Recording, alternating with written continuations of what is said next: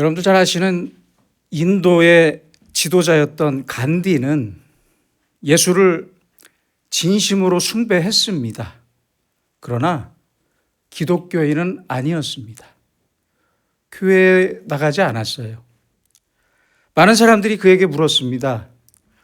당신은 그렇게 예수를 숭배하면서 왜 교회에 나가지 않는 것입니까? 간디는 그때마다 입버릇처럼 이렇게 대답했다고 합니다. 예수는 좋지만 교회는 싫습니다. 그리스도인들이, 지금의 우리 그리스도인들도 깊이 새겨들어야 할 말이라고 생각합니다. 간디가 교회에 안 나가게 된 이유로 이런 일화가 전해지고 있습니다. 그의 친한 친구 중에 영국인 선교사가 있었어요.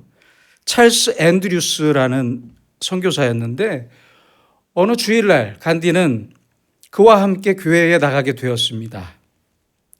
여기까지는 좋아요. 그런데 교회의 문지기가 그를 유색인종이라면서 밖으로 내쫓았습니다.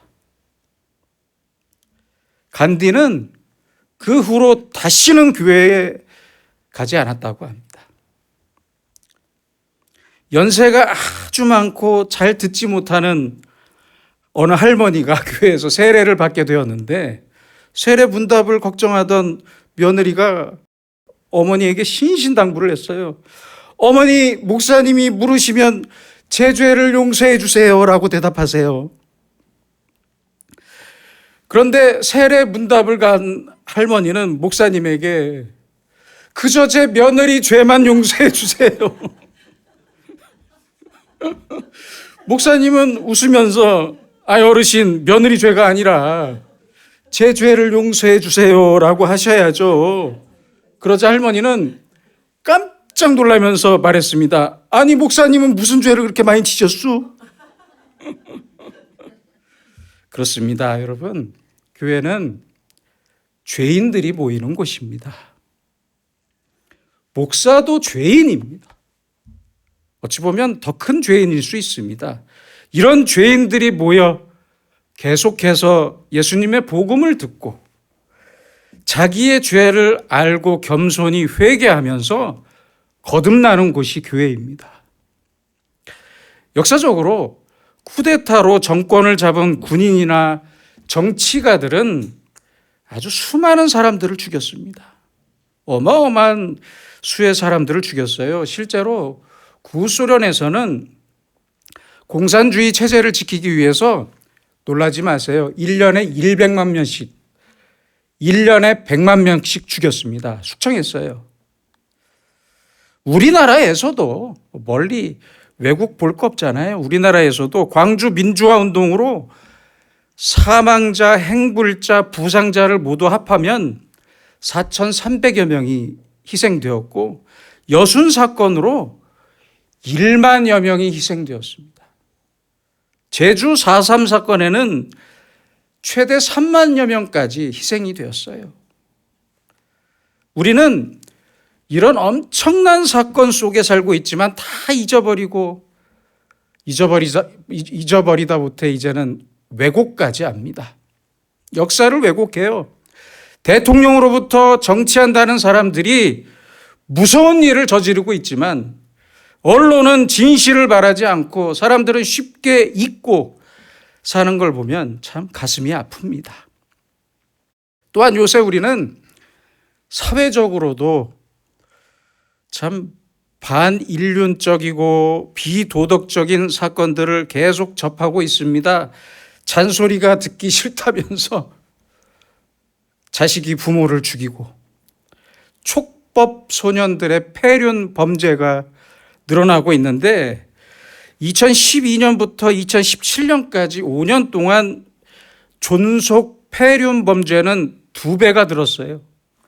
2012년부터 2022년까지 가정법원에 접수된 촉법 소년들의 폐륜 범죄 건수는 2건에서 96건으로 폭증했습니다. 그야말로 폭증했어요. 많은 사람들이 묻습니다. 아니 대체 무슨 문제 때문에 이런 일이 있는 겁니까? 그렇지 않습니까? 이유가 뭡니까? 저도 묻고 싶습니다. 왜 이런 일이 있는 겁니까? 가정 문제입니까? 사회 문제입니까? 경제, 정치 문제입니까? 아니면 부의 분배의 문제입니까? 제가 할 수 있는 말은, 그리고 성경이 말씀하는 확실한 대답은 이것입니다. 첫째로 누구든 복음을 듣지 못했기 때문이고, 둘째로 복음을 전하지 않았기 때문이고, 셋째로 그리스도인들이 자기 행위와 사랑으로, 예수님의 사랑으로 예수님의 증인이 되지 못했기 때문입니다. 누구든지 복음을 듣지 못했다면 개인이든지 사회든지 전체 나라이든지 이런 비극에서 절대 벗어날 수 없습니다. 그렇다면 교회에는 비극이 없을까요? 교회에도 비극이 있어요. 교회의 비극은 무엇입니까? 구세군의 창립자인 윌리엄 부스는 1901년 20세기에 닥칠 가장 큰 위험이 무엇입니까? 라고 묻는 어느 신문 기자에게 이렇게 말했습니다. 20세기 최대 위기는 성령 없는 종교, 그리스도 없는 기독교, 회개 없는 용서, 거듭남 없는 구원, 하나님 없는 정치, 지옥 없는 천국이라고 말했습니다. 그렇습니다. 복음 없는 교회, 그리스도 없는 교회, 성령이 떠난 교회는 교회가 아닙니다. 껍데기만 남은 교회입니다. 회개가 없고 거듭남이 없는 그리스도인은 그리스도인이 아닙니다. 그러므로 교회에 나와서 예수 그리스도를 만날 수 없다면 가장 큰 비극입니다. 교회의 비극입니다. 위대한 독일의 신학자이자 목사였던 디트리 본 회퍼 목사님은 1933년 베를린 대학에서 강의한 기독론에서 아주 유명한 말을 했습니다. 그리스도는 교회의 말씀 안에 현존하신다. 설교 안에 온전한 그리스도가 없으면 교회는 산산조각 난다. 그리고 그리스도는 교회 공동체 안에 현존하신다.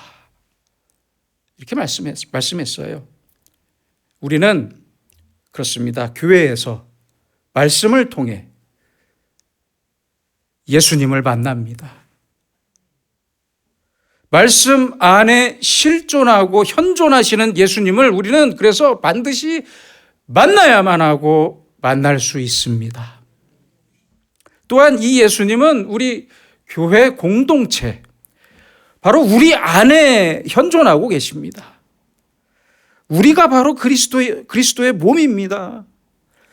우리 안에 현존하시는 그리스도께서 우리에게 친히 역사하시고 성령님께서 교회를 이루어 가십니다. 인도하십니다. 여러분, 그렇다면 교회의 본질은 무엇이겠습니까? 그래서 현대 교회의 본질은 바로 말씀과 성령입니다. 복음적 말씀과 성령입니다. 성령. 오직 말씀이신 예수님을 만날 때 하나님의 말씀이 우리를 변화시키고 성령님께서 우리의 교회를 든든하게 세워가십니다. 오늘 본문의 말씀에는 스데반을 비롯한 그리스도인들을 아주 잔인하게 핍박하고 박해했던, 심지어 죽이기까지 했던 청년 사울이 등장하면서 교회의 본질적인 특징을 잘 말씀해 주고 있습니다. 다른 곳에 그리스도인들을 박해하기 위해 다메섹으로 향하던 바울은 도중에 예수님을 만나서 사흘 동안 식음을 전폐하고 완전히 변했습니다. 완전히 달라졌어요. 극악한 교회의 핍박자였던 사울이 목숨을 걸고 복음을 전하는 전도자 바울로 변했습니다. 이것은 기독교 역사에서 아주 엄청난 사건이었습니다. 그렇습니다. 교회에 나왔다면 사람이 달라져야 합니다. 변해야 해요. 평생 교회 다니면서 예수를 믿는다고 하지만 달라진 게 아무것도 없다면, 하나도 달라진 게 없다면 그 평생의 시간과 교회가 무슨 의미가 있습니까? 아무 의미 없어요. 구원? 부끄럽지 않습니까? 늘 짜증만 내고 말썽만 피우는 아내 때문에 스트레스가 극에 달했던 어느 남편에게 그 스트레스의 원인이었던 아내가 말합니다. 여보, 교회 나가자. 여러분도 웃기죠? 남편이 묻습니다. 그래, 교회 나가면 천국 간다고? 그럼 천국에 가지. 그래서 남편이 말합니다. 그럼 난 지옥 갈란다. 죽어서도 너와 함께 한다면 그냥 지옥 갈란다. 여러분, 주일마다 교회에 나오지만 변하지 않는 마음, 변하지 않는 생활, 어제와 똑같은 별 볼 일 없는 인격이라면 도대체 누굴 전도할 수 있겠습니까? 그렇잖아요. 전도는 고사하고 본인에게도 아무 의미가 없습니다. 시간 낭비예요, 어찌 보면. 제가 늘 가슴에 간직한 말이 있습니다. 예전에 여러분들에게 말씀드린 대로 누구든지 단 한 사람의 진실한 그리스도인을 만나야만 그리스도인이 될 수 있다. 참 너무 멋진 말이라고 생각합니다. 생각해 보세요. 모처럼 교회 한번 갔는데, 모처럼 그래서 교인이라고 한 명 만났는데 그 사람이 가짜 교인이라면 믿지 않던 사람은 실망해 버릴 수밖에 없어요. 그 사람은 다시는 교회에 오지 않습니다. 비극입니다. 교회의 비극. 우리가 진실한 참된 그리스도인이 되지 못하는 이유는 무엇입니까? 로마서 10장 14절입니다. 믿지 아니하는 일을 어찌 부르리요? 듣지도 못한 일을 어찌 믿으리요? 전파하지 않는 자가 없이 어찌 들으리요? 보내심을 받지 아니하였다면 어찌 전파하리요? 저는 여기에 한 가지 말을 더 붙이고 싶습니다. 복음을 듣지 못했다면 어떻게 사람이 되리요? 인간화의 문제는 결국 복음화의 문제와 직결되는 것입니다. 복음이 없이는 개인도 사회도 민족도 바로 설 수 없습니다. 여러분, 전도나 부흥이, 교회의 부흥이, 그리고 교회의 성장이 대단한 것 같습니까? 아닙니다. 아니에요. 별거 아니에요. 방법론적인 이야기도 아닙니다.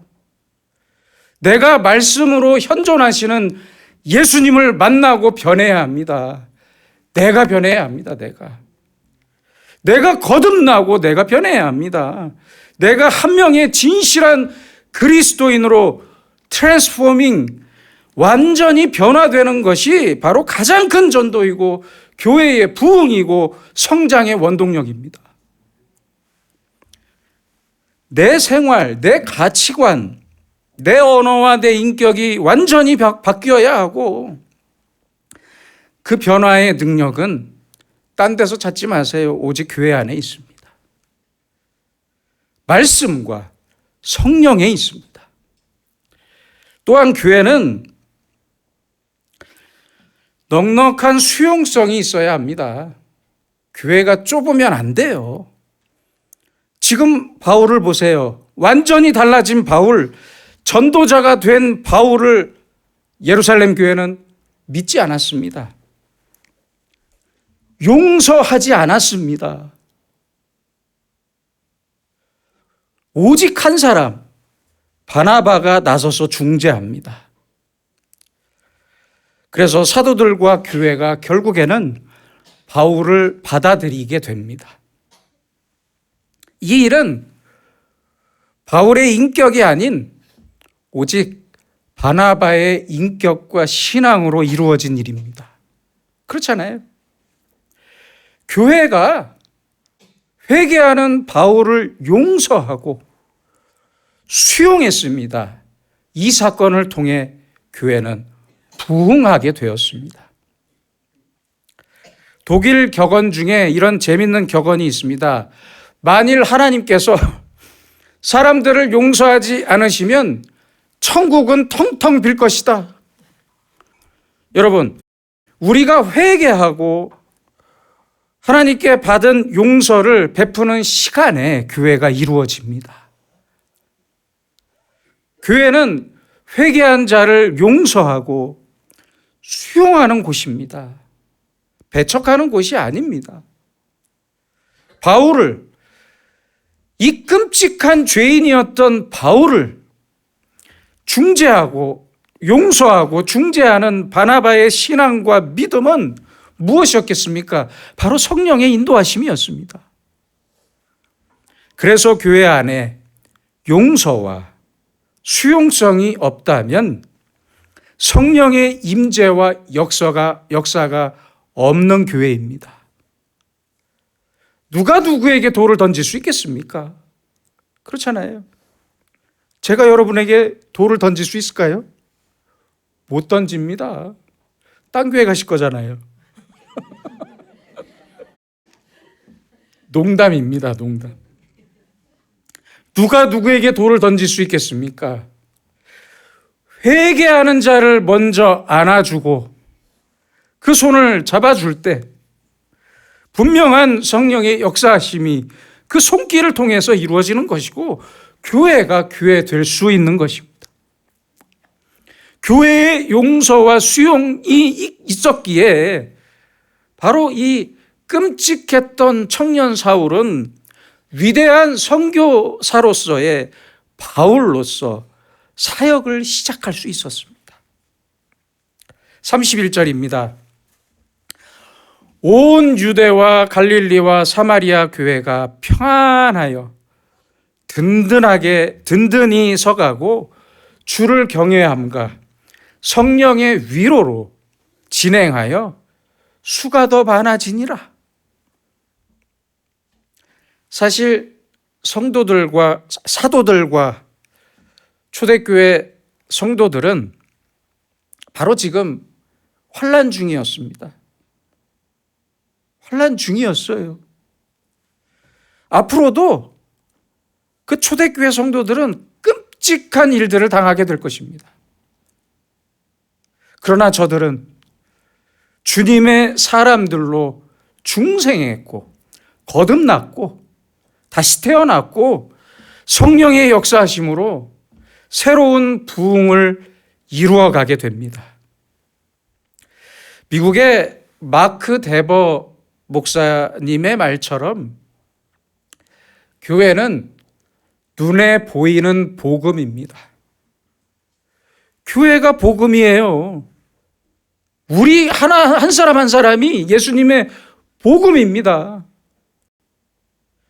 이제 걸음마를 시작한 2살 된 우리의 가까운 교회도 교회가 무엇인지를 알고 우리에게 맡기신 하나님의 사명과 하나님의 뜻을 이루면서 복음이 보이고 복음이 증거되고 성령님께서 역사하시는 든든하게 아름답게 서가는 너무 하나님 보시기에 아름다운 교회가 되기를 소망합니다. 기도하겠습니다. 은혜로우신 아버지 하나님, 지난 2년의 시간 동안 가까운 교회를 주님의 은혜로 인도해 주심을 진심으로 감사합니다. 발 붙일 곳 없던 우리에게 아름다운 교회를 허락하시고 믿음의 식구들을 허락해 주심을 감사합니다. 이제 복음이신 주님의 말씀으로 우리가 먼저 변화되어 거듭나게 하시고 성령의 은혜로, 성령의 능력으로 서로 사랑하고 용서하면서 주님의 몸을 이루고 든든하고 아름다운 교회를 세워가는 우리가 되게 하여 주시옵소서. 예수님의 이름으로 기도드립니다. 아멘.